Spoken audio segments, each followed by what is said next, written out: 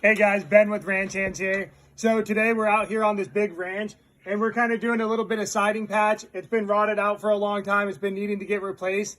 One of the most important things when doing siding is the precision of your cuts, because you want everything to be nice and tight and not have big gaps everywhere, especially when it comes around funky stuff like this.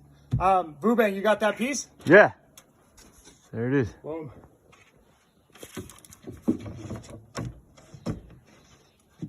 That's a precision cut right there.